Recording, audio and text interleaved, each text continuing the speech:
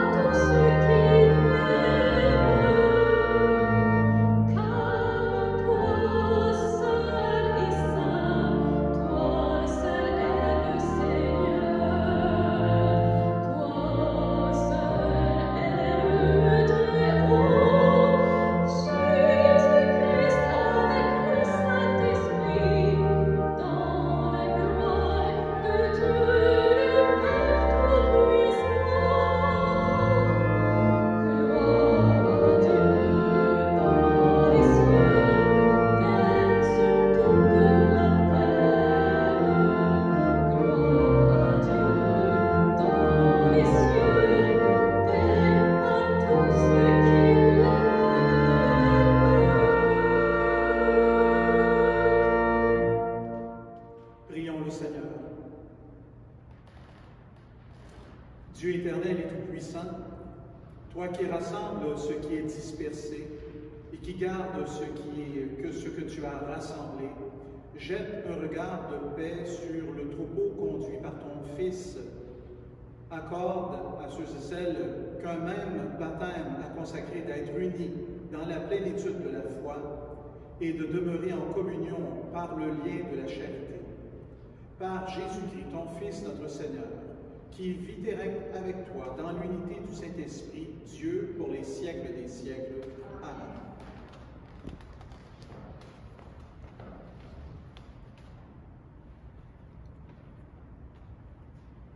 Lecture du livre de Néhémie.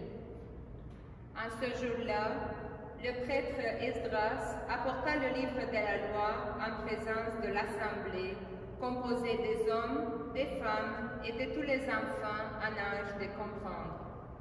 C'était le premier jour du 7e mois.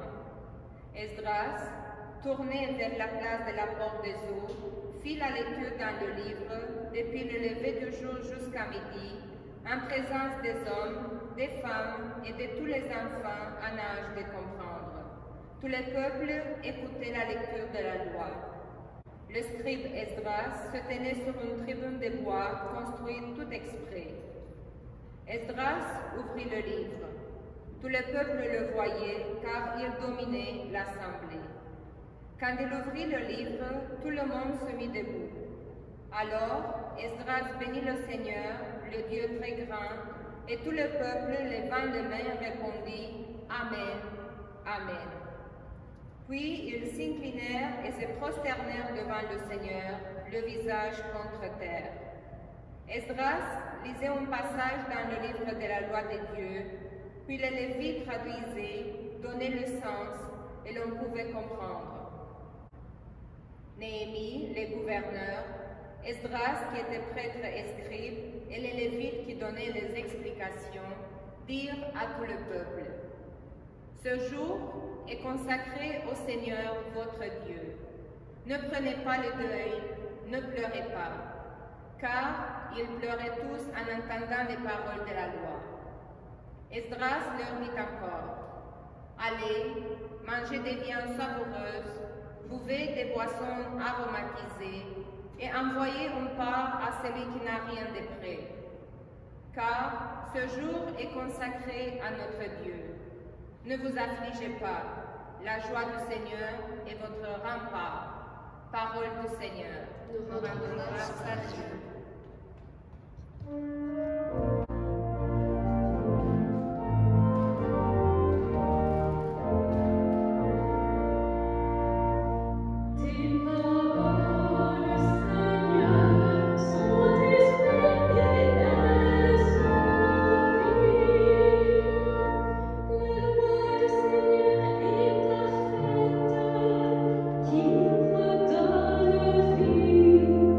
La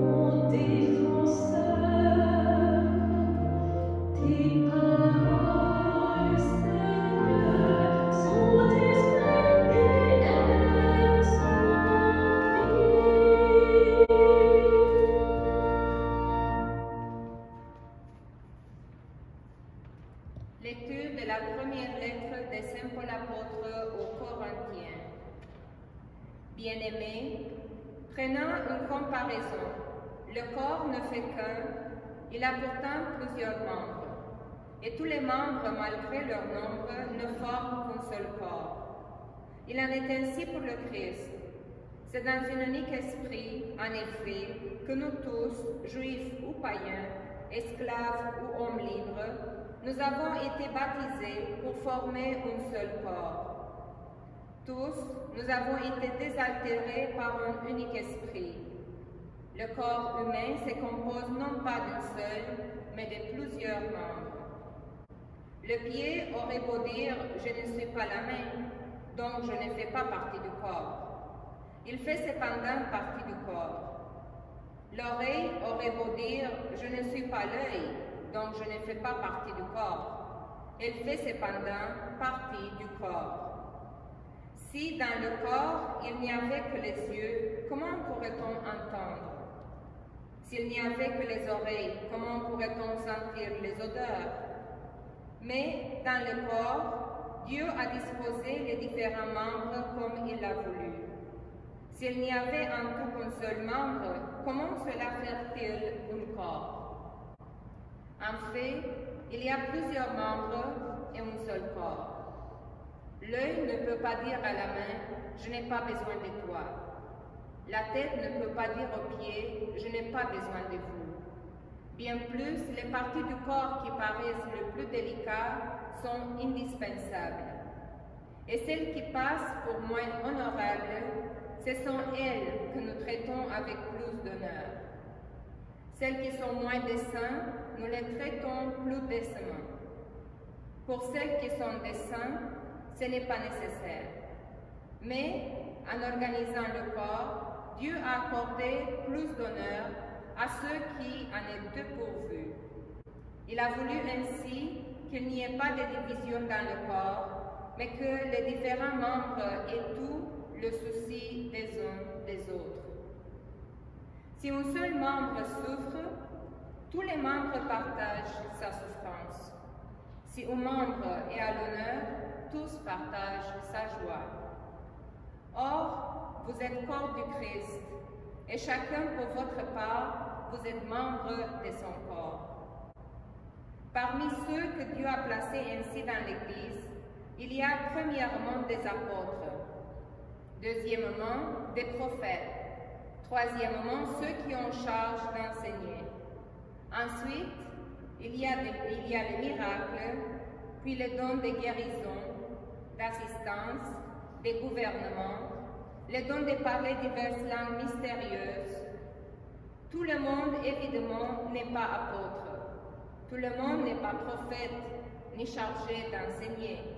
Tout le monde n'a pas à faire des miracles, à guérir, à dire des paroles mystérieuses ou à les interpréter. Parole du Seigneur. Nous rendons grâce à Dieu.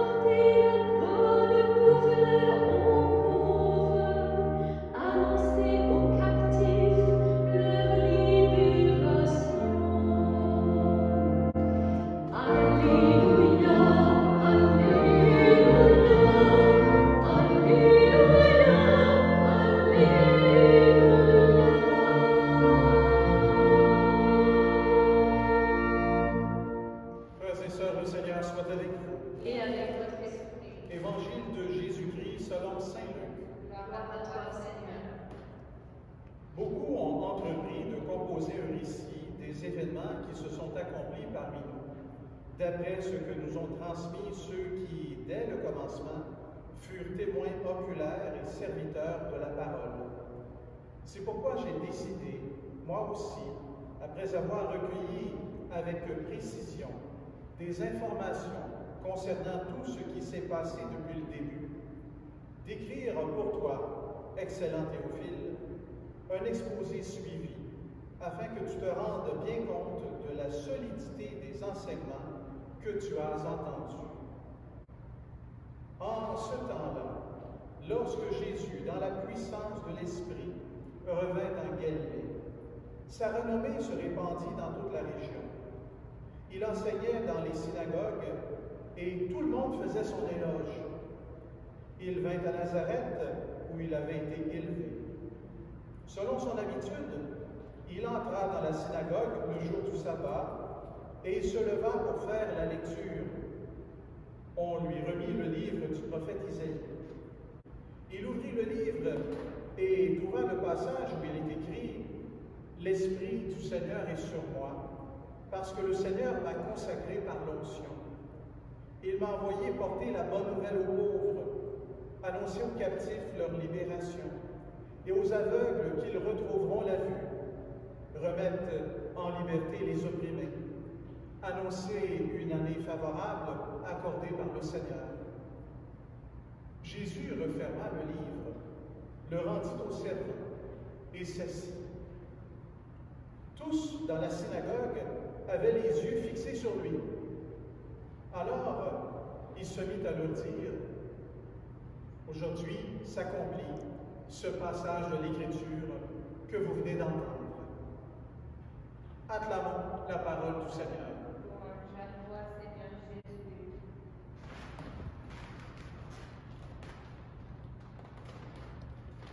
En ce dimanche de la semaine pour l'unité des chrétiens, unité essentielle si on veut que la bonne nouvelle se perpétue encore aujourd'hui et pour les siècles à venir, eh bien, les textes liturgiques nous parlent justement de cette unité. Dans la première lecture, on se situe à peu près en 450 avant Jésus-Christ.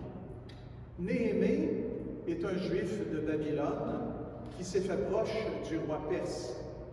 Il reçoit des messages pour indiquer comment ça va mal à Jérusalem et comment la difficulté pour le peuple juif qui est retourné à Jérusalem de retrouver leur temple comme il était avant et comment la foi devient de plus en plus difficile pour eux autres à vivre.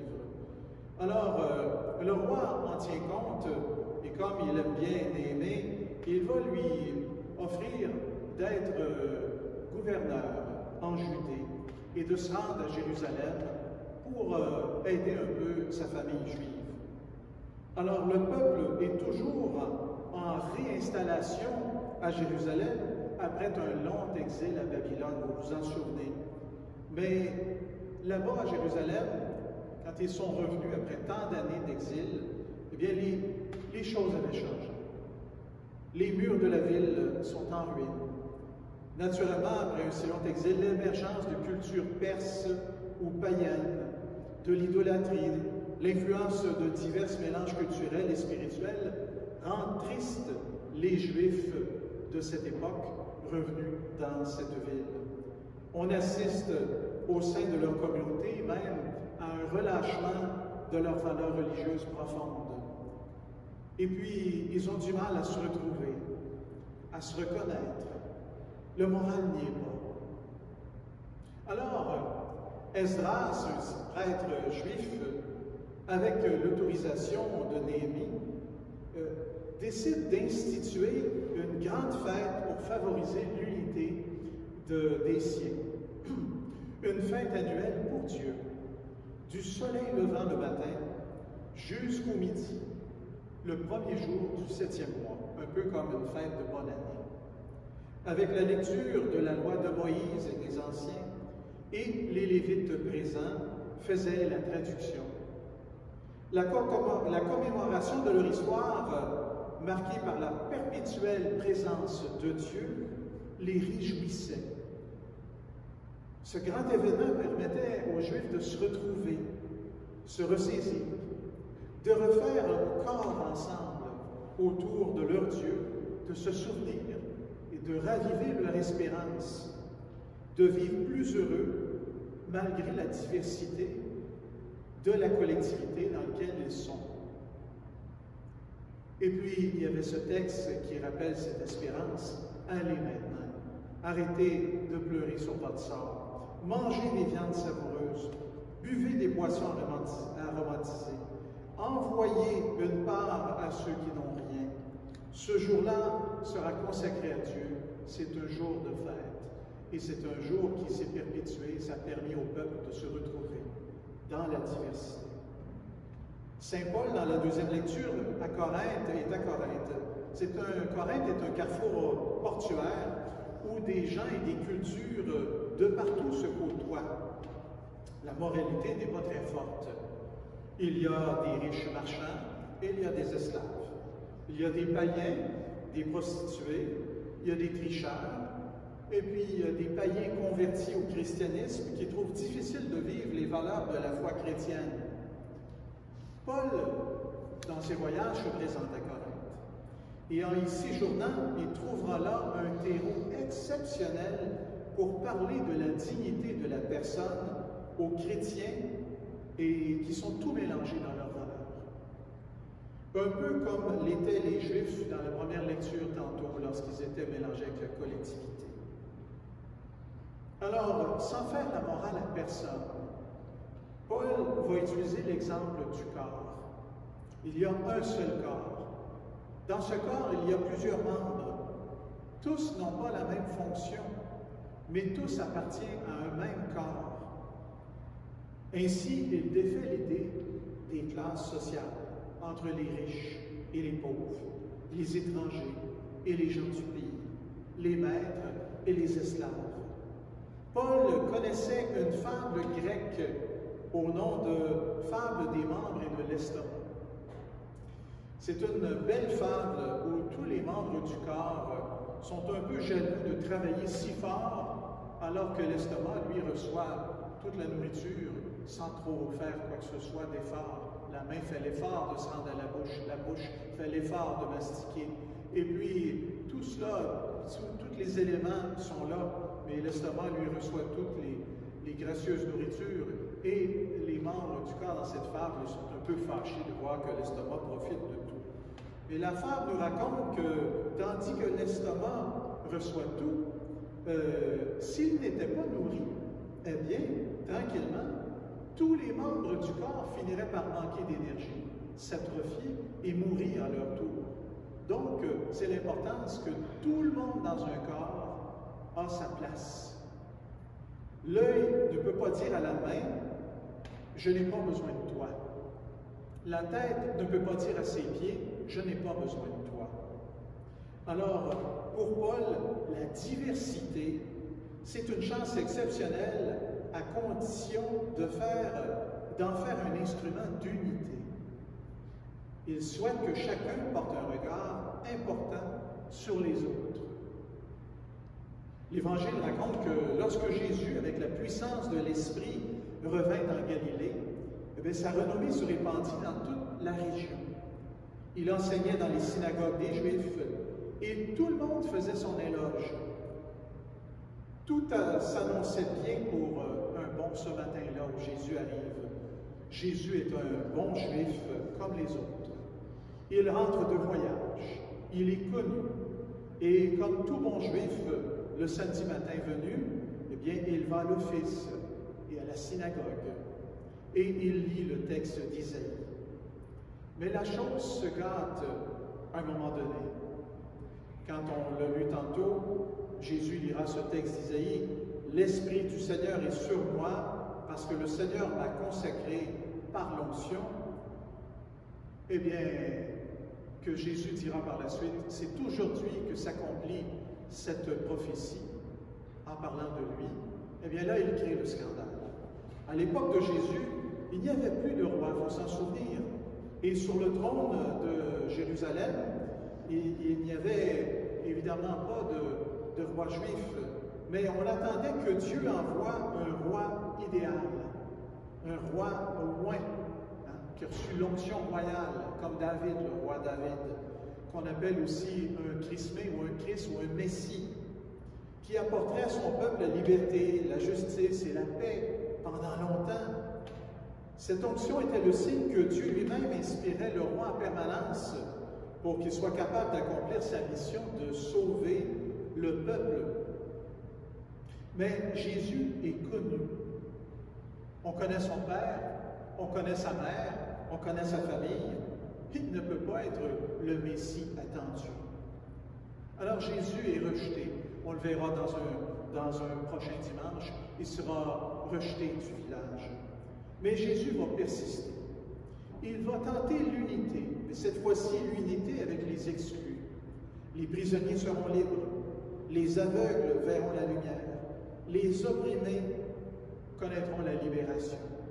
Et plus tard, il se fera proche des petits, des marginaux, des malades, des pécheurs. Il va réunifier tous ces gens.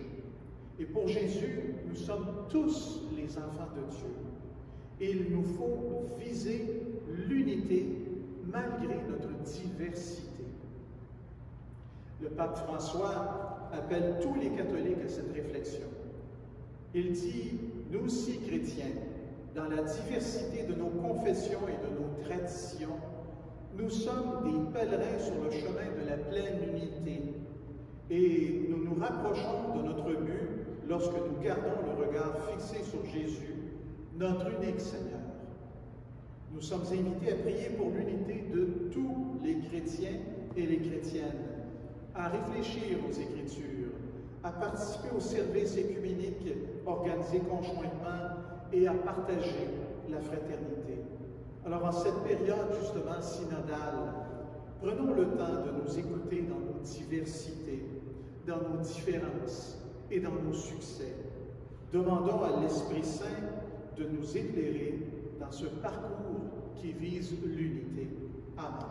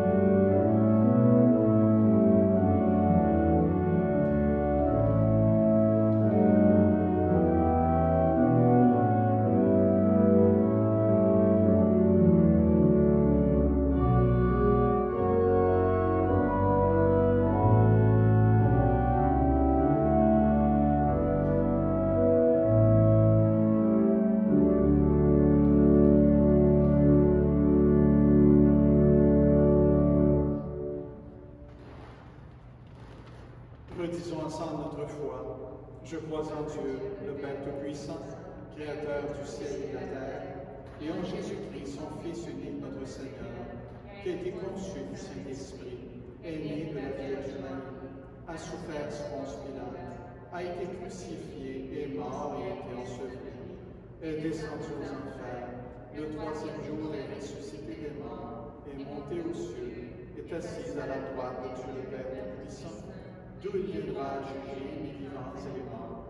Je crois en l'Esprit Saint, à la Sainte Église catholique, à la communion des saints, à la rémission des péchés, à la résurrection de la chair, à la vie éternelle. Amen. Nos familles, nos sociétés et l'Église traversent des moments d'épreuve, mais aussi de renouveau. Le Seigneur ne nous abandonne pas et il attend notre collaboration et notre prière confiante. Tournons-nous vers lui avec ferveur et nous répondrons, Seigneur, écoute-nous, Seigneur, exauce-nous. Seigneur, écoute-nous, Seigneur, exauce-nous. Pour que les responsables des diverses églises continuent de proclamer au monde la bonne nouvelle du salut aux pauvres, prions le Seigneur. Seigneur, écoute-nous, Seigneur, exauce-nous. Pour que ceux et celles qui ont pris leur distance de leur communauté chrétienne puissent entendre à nouveau l'Évangile, prions le Seigneur. Seigneur, écoute-nous, Seigneur, exauce-nous. Pour que les personnes souffrantes, démunies et découragées trouve soutien et joie auprès des croyants et croyantes, prions le Seigneur. Seigneur, écoute-nous. Seigneur, exauce-nous. Pour que tous les baptisés et leurs pasteurs développent un profond souci de l'unité et de la réconciliation en cette semaine de prière pour l'unité des chrétiens, prions le Seigneur. Seigneur, écoute-nous. Seigneur, exauce-nous. Pour que nos communautés soient heureuses de croire et de témoigner du Christ, le Sauveur du monde, prions le Seigneur. Seigneur, écoute-nous. Seigneur, exauce-nous. Pour vos intentions personnelles.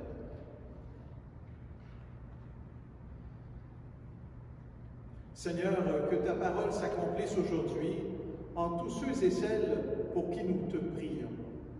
Sois leur lumière et leur paix, dès maintenant et pour les siècles des siècles. Amen.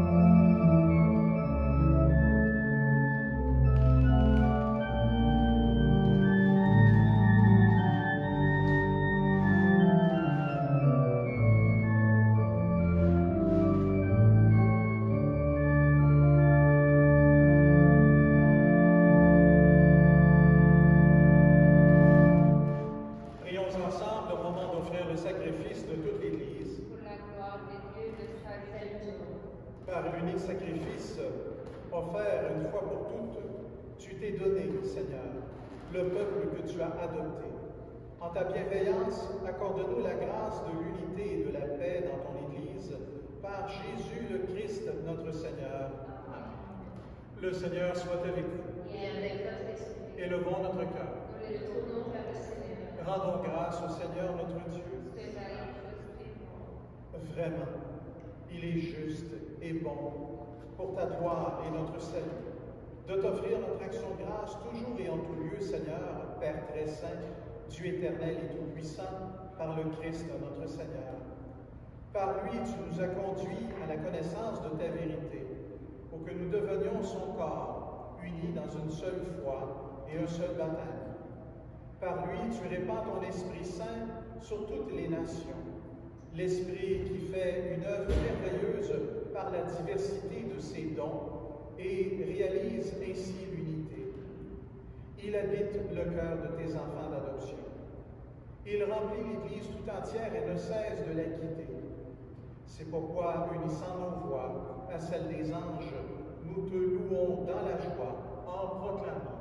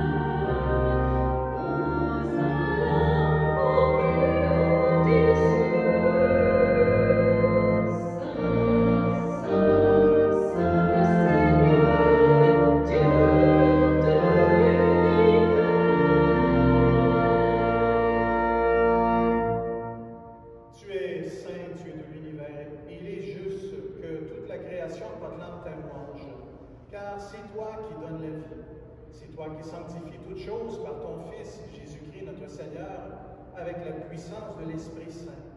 Et tu ne cesses de rassembler ton peuple, afin que, du levant au couchant du soleil, une offrande pure soit présentée à ton nom.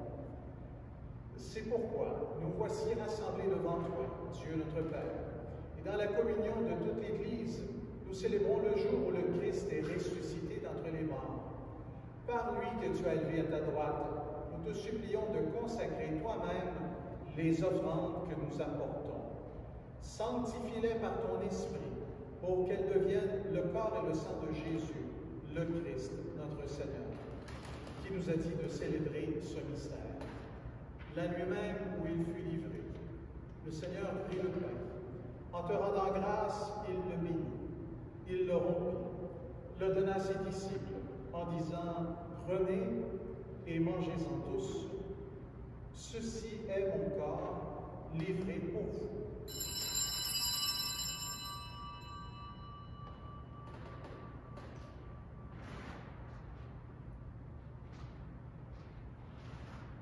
De même, après le repas, il prit la coupe. En te rendant grâce, il dit la bénédiction et donna la coupe à ses disciples en disant, « Prenez et buvez-en tous, car ceci est la coupe de mon sang, le sang de l'alliance nouvelle et éternelle qui sera versé pour vous et pour la multitude en rémission des péchés. Vous ferez cela en mémoire de moi. »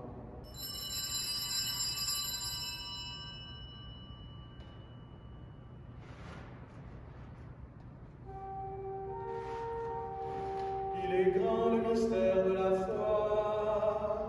Nous annonçons ta mort, Seigneur Jésus.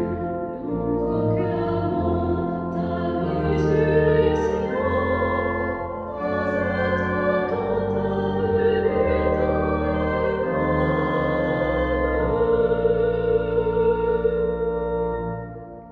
En faisant ici mémoire de ton Fils, de sa passion qui nous sauve, de sa glorieuse résurrection et de son ascension dans le ciel, alors que nous attendons son dernier avènement, nous t'offrons, Seigneur, en action de grâce, ce sacrifice vivant et saint. Regarde, nous t'en prions, l'oblation de ton Église, et daigne y reconnaître ton Fils qui, selon ta volonté, s'est offert en sacrifice pour nous réconcilier avec toi. Quand nous serons nourris de son corps et de son sang et remplis de l'Esprit Saint, accorde-nous d'être un seul corps et un seul esprit dans le Christ. Que l'Esprit Saint fasse de nous une éternelle offrande à ta gloire, pour que nous obtenions un jour l'héritage promis avec tes élus.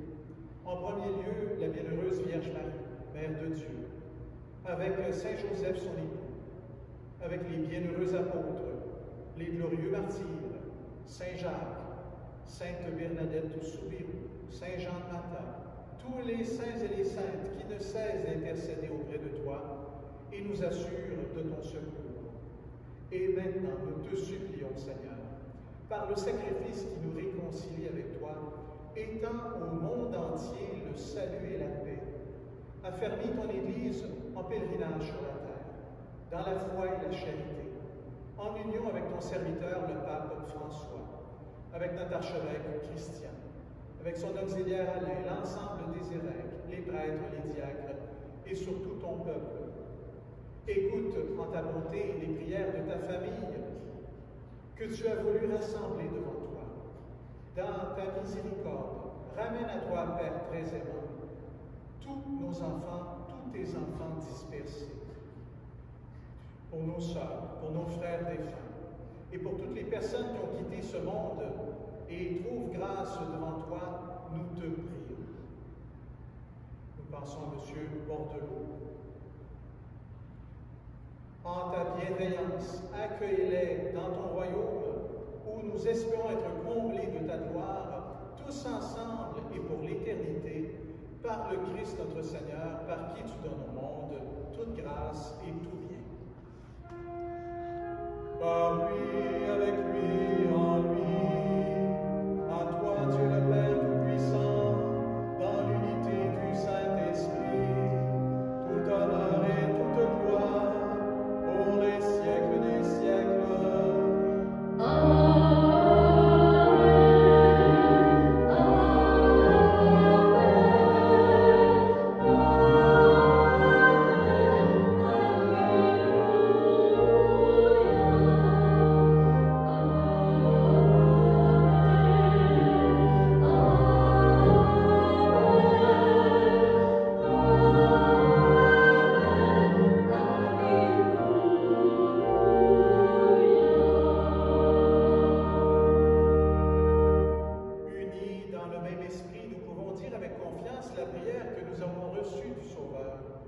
Notre Père qui es aux cieux, que ton nom soit sanctifié, que ton règne vienne, que ta volonté soit faite sur la terre comme au ciel. Donne-nous aujourd'hui notre pain de ce jour. Pardonne-nous nos offenses, comme nous pardonnons aussi à ceux qui nous ont offensés. Et ne nous laisse pas entrer en tentation, mais délivre-nous du mal. Oui, délivre-nous de tout mal, Seigneur, et donne la paix à notre temps. Soutenus par ta miséricorde, nous serons libérés de tout péché, à l'abri de toute épreuve, nous qui attendons que se réalise cette bienheureuse espérance, l'avènement de Jésus-Christ, notre Sauveur. Pour les siècles des siècles. Seigneur Jésus, tu as dit à tes apôtres, je vous laisse la paix, je vous donne ma paix. Ne regarde pas nos péchés, mais la foi de ton Église. Pour que ta volonté s'accomplisse, donne-lui toujours cette paix et conduis-la vers l'unité parfaite. Toi qui vis et règnes pour les siècles des siècles. Amen. Et bien que la paix du Seigneur soit toujours avec vous. Et avec votre esprit. Frères et sœurs, là où vous serez aujourd'hui dans la journée, ayez un geste de paix et d'unité avec vos proches.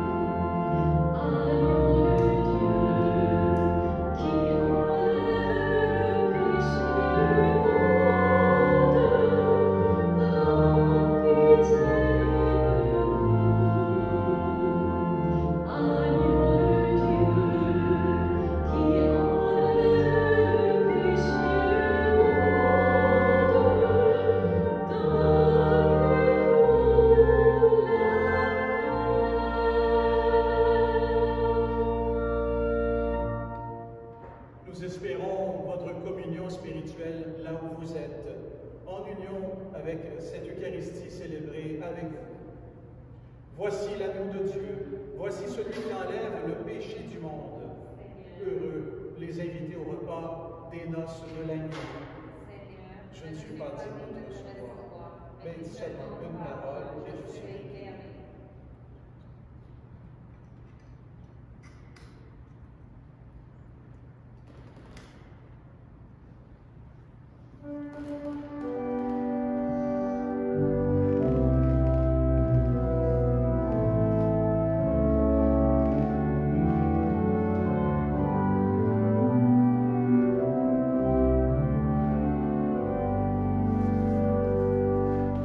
De même que